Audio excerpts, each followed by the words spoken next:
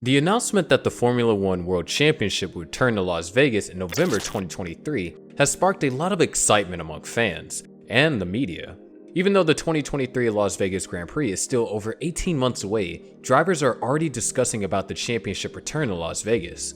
What are they saying? What should we expect in Las Vegas? Las Vegas is home to a multitude of world-class resorts and hospitality, and the addition of a Formula One event adds to the city's growing array of entertainment options. The Las Vegas Grand Prix has the possibility of becoming one of the most iconic races on the Formula One calendar, with thousands of hotel rooms with views of the track and world-class restaurants, entertainment, and hospitality lining the 3.8-mile circuit. After all, the track plan includes a 1.2-mile run along the Vegas Strip, past the Mirage, Venetian, and Bellagio hotels, with top speeds estimated to exceed 200 miles per hour, which sounds inconceivable from a logistical standpoint. So what are all the drivers' reactions? The announcement pleased many drivers, including 7-time world champion Lewis Hamilton. He said, "3 races on one continent. I think that's going to be awesome. I think it will be good for business. Vegas will be an awesome addition." On the other hand, the Mercedes driver is more in favor of returning to South Africa after nearly 3 decades. But the one I really want to see in South Africa, that's the one I want to hear next that gets announced. Max Verstappen, the reigning champion, also believes it's going to be a great experience in Las Vegas. Yeah, I think it's a cool place, and I also think the track and the general thing, the race weekend, will be pretty crazy, with a lot of people attending. And I think just, the scenery in general is going to be insane. Yeah, I think we will have to find a balance, of course. It's just very important that we make sure that we do visit proper tracks still, not only street circuits. But I'm sure F1 is well aware of that. I believe that a few more races are needed in the United States to boost the sport's appeal, and we are delighted to travel there. But I believe it's also crucial to have few vintage tracks on the calendar that are a lot of fun to drive. Sebastian Vettel agrees. "I think it's always fun to go to new cities, as long as they're good places and proper places for us to be at," said the 4-time world champion, citing Austin and Singapore as prime examples of F1's historical calendar additions. Equally, you don't want to lose out on the places you've gone to for so long, but there are only so many weekends in a year, and I'm not sure if alternating one year with another is a viable choice. However, there is a lot of interest. While the financial component of adding new tracks and events to schedule is significant, Vettel cautions that money should not be a primary criterion for deciding where to race.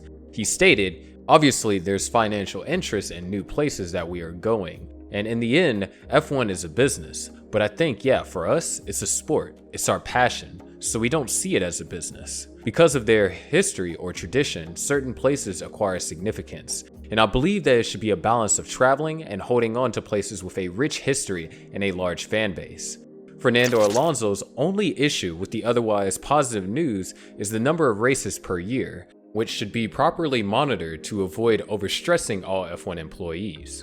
He said, "There are some positives, bringing Formula One to new countries and discovering these new races. I think Las Vegas, for example, is going to be very exciting, and Miami, and these kinds of weekends.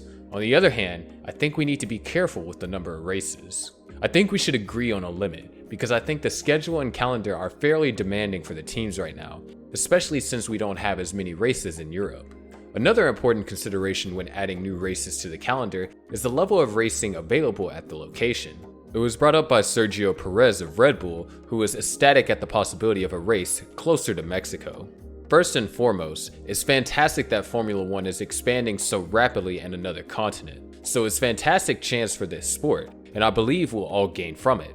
As a result, it's great. At the same time, it would be beneficial to preserve the sport's heritage, and we require those historic courses to be available at all times. When we go to new places, we have to make sure the tracks have some personality, Some of the new tracks seem to me be lacking in personality. As a result, that will be crucial." So, is this the first ever race in Las Vegas? This is not the first time Las Vegas has appeared on the Formula One schedule. The World Championship season finals were also held in the so-called adult Disneyland in 1981 and 1982. In a parking lot to be precise. Yes, the then named Caesars Palace Grand Prix was held in just 45 days on a 2.3-mile circuit set out of the Caesars Palace Resort parking lot. The course was monotonous and uninteresting, and it took place throughout the day, exposing drivers and automobiles to the scorching desert heat. This was compounded by the fact that the track ran counterclockwise while the majority of other circuits on the calendar ran clockwise. This put drivers under a lot of physical stress, resulting in Las Vegas neck and a horrible experience for the drivers and personnel. In 1981, after Nelson Piquet won in Vegas to win the World Drivers' Championship that year, he was so weary after the race that he needed 15 minutes to get out of the car and couldn't stand for the post-race press conference. Only half of the cars that started would finish. It was dubbed the worst circuit in F1 history by some. Moreover, the turnout was abysmal. Combine that with the fact that Las Vegas wasn't exactly Las Vegas in 1981. Outside of a few major resorts like the International and MGM Grand, the super resorts of today were still a long way off in terms of vision and realization. The Strip didn't start hurtling towards its current position in the American entertainment industry until the Mirage opened in 1989. The F1 shifted the next attempt at the second US event to Dallas in 1984, after a 2-year experiment in Las Vegas. This race went a little better, with similar heat concerns and bad track conditions to Las Vegas, resulting in only 7 of the 26 starters finishing. The image of Nigel Mansell passing out while attempting to push his Lotus across the finish line for the final race point was the most memorable part of a weekend that was otherwise forgettable. The 2023 Las Vegas Grand Prix track is significantly longer. The average speed will be significantly higher. The circuit trackside position, which includes Caesar's Palace, will ensure that the images are memorable and appealing to the social media crowd.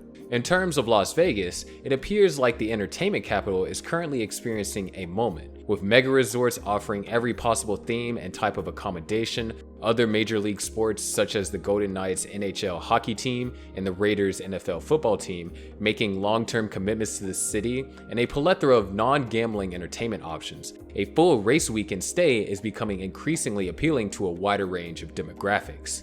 When you add in the fact that the race will be held on a Saturday night, which is a rare occurrence in Formula 1, it will be the first time since 1985. All of these reasons appear to be combining to make Las Vegas Grand Prix one to look forward to when tickets go on sale later this year.